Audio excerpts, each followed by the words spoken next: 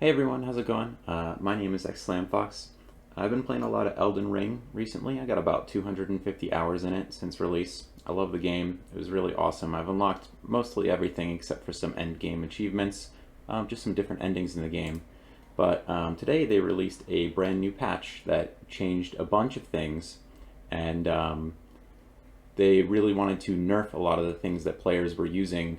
So I just want to go over the patch notes for you guys, and I think I have them right here. So we'll start off with a bunch of things that they straight up nerfed. There were a lot of things in the game that were really good, that provided a lot of utility for a lot of players, and they wanted to take that away, and they wanted to kind of fix some of the PvP balance. So one of the big things that you'll notice right here is first it says fixed a bug for NPC summons. They fixed a bug to prevent the player from obtaining items. These are some bug fixes, just normal stuff. But you get right down here, it says fixed a bug that prevented the user from warping 2 sites of grace from the map at the end of the game. So I think the intended purpose of this is a fix for wrong warp.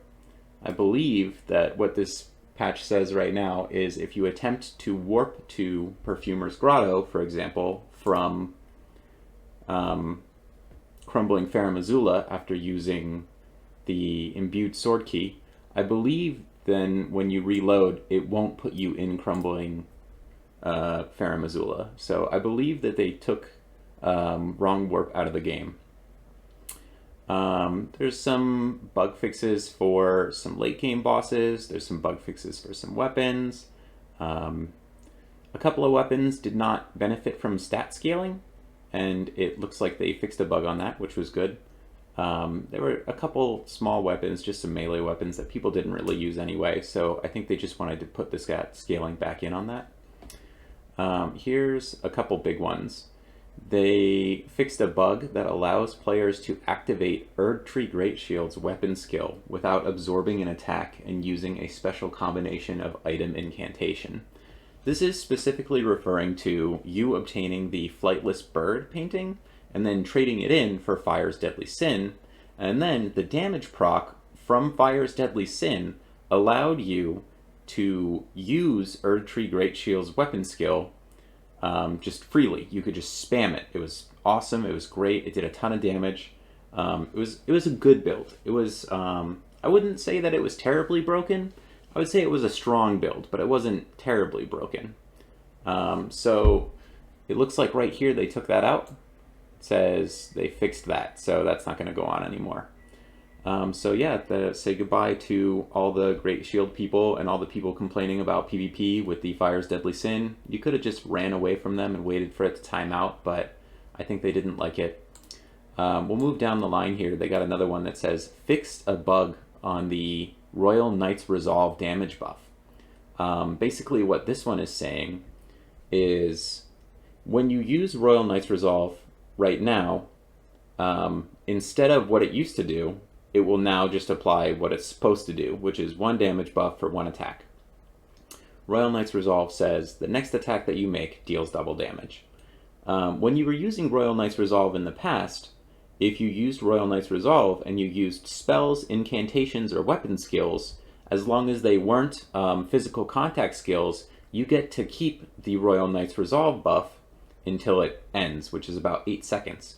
So it looks like they realized that they don't want just free double damage off spells and incantations for Royal Knight's Resolve, which is kind of upsetting to me. There's a lot of incantations in the game that incantations are okay. You can spec very highly into Faith and they can deal reasonable damage, but they're really high on the FP cost compared to just spamming Hoarfrost Stomp. So it looks like they wanted to take that away. They don't want double damage on spells, which if they had just changed it so that it's double damage on the next spell, that might have been a little bit better. But, you know, this is a rough one. They say it's a bug. Sure, it's a bug. There's a couple armor set bugs. There's a couple NPC bugs that they fixed. Nothing too big, too crazy here. And then they did some balance changes. So these are some nice fun balance changes. They increased the drop rate of smithing stones, so that's good. If you're farming early game enemies and you just want smithing stones to level your stuff up, that's great. They added smithing stone to some early game shop lineup. This actually takes place in Liurnia of the Lakes. They put in, I think, 5 smithing stone 1s and 3 smithing stone 2s. So you can run straight to Liurnia of the Lake and you can buy all of them, and you can pick up 1 or 2 along the way, and you can actually start the game with a +4 weapon now. So this is a balance change. I'm not sure how I feel about it. It was good. It was great. You know, it's hard to level stuff up, so I'm glad that they put some stuff in, but I'm not glad that they're focusing on like the early game. If anything, it would have been nicer for them to put in some more mid-game smithing stones, because those are the ones that are really hard to get rolling. So smithing stone 4, 5, 6, 4 is not too bad, but 5 and 6, there's a big mid-game block where if you're playing with more than one weapon and you're not fully exploring the game, it can be pretty difficult to get enough smithing stone 5 and 6 to level your weapon up. So if you're just going in a straight line and you're just going, you know, boss to boss to boss, straight towards the end, it seems like you wouldn't get enough of smithing stone 5 and 6, but they added some of them, but it's only the early game, so not a big fan of that. They increased shield's effectiveness. This is a huge one for me. I think that the shield's blocking was just so cumbersome. It's like, you might as well dodge roll. You might as well just always stay at medium and dodge roll, because the stamina absorption on blocking is so bad. Like, the amount of stamina that it takes to block this stuff, like, yes, you can block, and blocking's great, but you get staggered so frequently, and then you can't attack, so it's just better to roll. I do like that they increased a lot of the damage for consumable items, because cracked pots, they were good. They were some small utility, but I'm glad that they made them better. Here's another big one. I like that they increased the healing for using Roa Raisin, because the Roa Raisins were so useless. The healing provided from the Roa Raisins was like 20% of Torrent's HP or something like that. So if you got hit one time, Torrent's HP usually takes around the same amount of HP that you take. So if you get hit once and you take like half health, Torrent takes half health, and then you would have to consume 3 Roa Raisins, usually. So this was a good change, but I still don't think that people use Roa Raisins because you can flask. They reduced the FP consumption of Glintstone Comet Shard, Comet, and Night Comet. This is a big one for me. I felt like Sorcery was just so unplayable. As you can see, I have so much time in the game, and I've really explored like a lot of different builds. I've tried like a pyromancy build, I've tried incantations, I've tried sorceries, and the biggest problem that I had with sorceries was the FP consumption was just so high that it forced you to allocate your flasks to about 50-50, which means there's a lot less room for error, and the more mistakes that you make, the harder it is to just kind of breeze through content like you can with melee weapons. There are a lot of patches to Sorcery, actually. They increased the damage of these 3, Gravity Well, Collapsing Stars, and Crystal Barrage, which is awesome. All these attacks were really weak before. Collapsing Stars was actually pretty decent, but Crystal Barrage was terrible. They decreased the FP consumption of the following sorceries. It's pretty much all of them. It's every reasonable, pretty much playable, except for Magical Downpour, which is not really playable. But all of these were very high costed and very low damage, and they also raised the projectile speed of Great Glintstone Shard, which is great. A big complaint that I had about using sorceries was normal Glintstone Pebble. It just did not go... you had to use Glintstone Pebble while clearing stuff, because the Great Glintstone Shard just does not have the reach. It doesn't even reach as far as some weapon arts do, so I'm glad that they upped the distance on that. Moving on to just stuff that they thought was overpowered, they nerfed Hoarfrost Stomp, which is to be expected. Everyone's using it to clear the game, it's just too strong. They nerfed Bloody Slash, which also makes sense. In my opinion, I think that the three strongest melee weapon arts in the game are Hoarfrost Stomp, Bloody Slash, and Wild Strikes on any lightweight weapon. Anything that's not a great sword, curved great sword, great lance, anything like that. The Wild Strikes on those weapons, it's a lot slower, but like Uchigatana plus Wild Strikes triggers a lot of bleed procs very quickly. So it looks like they wanted to nerf the two of these, which makes a lot of sense because Hoarfrost Stomp and Bloody Slash are two weapon arts that I would put at the highest tier.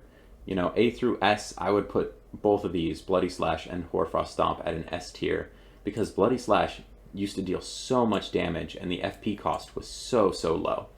And it used to, a plus 25 weapon getting a good Bloody Slash in, you could see a damage hit of maybe 2.5 thousand depending on your build, your spec, all your gear and stuff. And it was really strong. So I think we're looking at about 1500 now at plus 25, which is a little bit better. It's a little bit more manageable, but I do not like at all that they increased the self-damage because the self-damage that it inflicted was already kind of high in my opinion. You use Bloody Slash like twice in a row and you already start to feel like, oh man, if I take a hit now, I'm not at full. Maybe I don't have the vitality to continue taking hits from bosses. Again, just on overpowered stuff, they nerfed Sword of Night and Flame, which makes perfect sense.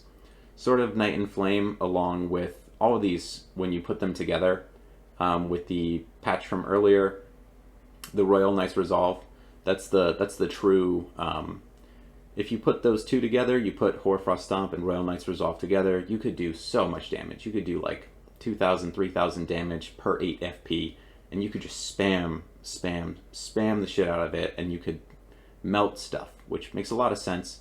I don't like that they're nerfing Hoarfrost Stomp while they're not paying attention to the ground elevation problem. There's a huge problem. My biggest problem with Hoarfrost Stomp, I still think it's an S tier weapon art, but my biggest problem with it is that it simply, if there's any kind of uneven terrain or if the game can't process the terrain correctly, a lot of the Hoarfrost Stomp procs won't trigger. So it makes perfect sense that they would nerf these three. These are the three biggest things that everyone's been using. I do not like this one at all either. It says increased the FP consumption and lowered the duration of Barricade Shield. I already felt like Barricade Shield was rough. It was a good weapon art. It was playable.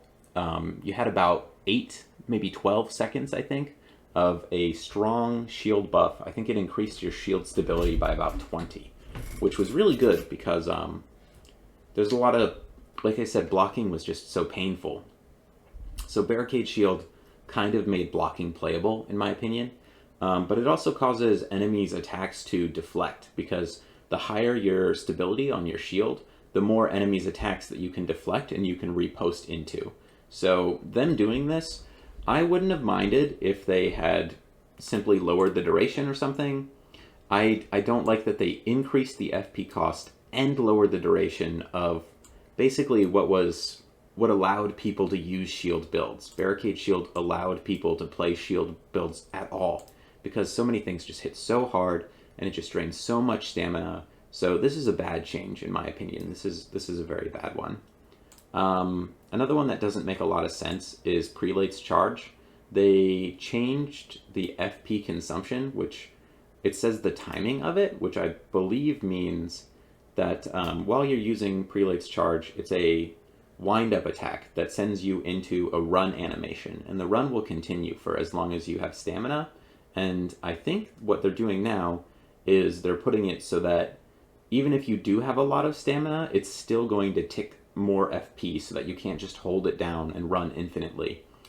If you had maxed out your stamina and you have a good vitality stamina build, Prelate's Charge, you could continue to run for a really long time. We're talking upwards of almost 30 seconds, which is crazy. You could stun lock somebody in PvP for like a good 15 seconds just by running straight at them on Prelate's Charge. So I think what they're trying to do is they're trying to change the FP consumption so that it continues to tick through FP, so that you can't just spam stun lock, little chip damage somebody on Prelate's Charge. They also lowered Mimic Tier Ash. I did think that Mimic Tier Ash was really good. It just gives you basically another copy of you. So it was amazing. It was super good. And then here's the really big one. It just says other enemy and weapon balance changes. And to me, this says they think that some enemies are probably hitting too hard. They think that some weapons are probably completely unplayed. They probably have a good data block that says, here's what weapons everyone's playing, here's what weapons are completely untouched. And I think they probably made some balance changes just to see that. And then there's when it says weapon balance changes, you'll notice certain shields, especially, they might have upped the stability a little bit, but then they lowered the percentage of damage. So a good example is Great Turtle Shield. Basically, everyone knows Great Turtle Shield, everyone uses Great Turtle Shield, and Great Turtle Shield used to be a 100% shield, with about 48 stability, 100% damage reduction. So now what they did is it is 87% damage reduction, which is really, really upsetting to me, because Great Turtle Shield was a shield that for 14 strength, it gave you a good skill on Barricade Shield. It was good for blocking. It gives you a stamina recovery buff, which is amazing. It's like Chloranthy Ring on a shield.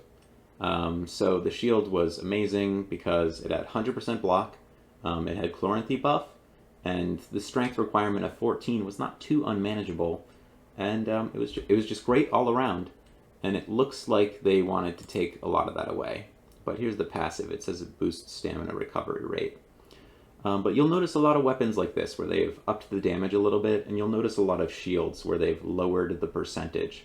The majority of shields are untouched, but I haven't really checked out everything, but it looks like the main purpose of this patch was they wanted to simply nerf a lot of the things that they thought were unfair and game-breaking. Hoarfrost Stomp, Bloody Slash, Sword of Night and Flame, and a couple other ones. And they wanted to fix sorceries. Sorcery state overall was not great. When you're playing sorceries with two people, sorceries are playable. But when you're playing sorceries on your own, it just feels like an uphill battle of not having enough mana to continue to cast your stuff. And they really wanted to fix this Royal Knight's Resolve, which makes sense. I'm okay with them not doubling spell damage anymore. But that's pretty much it, and hopefully we get some good changes otherwise.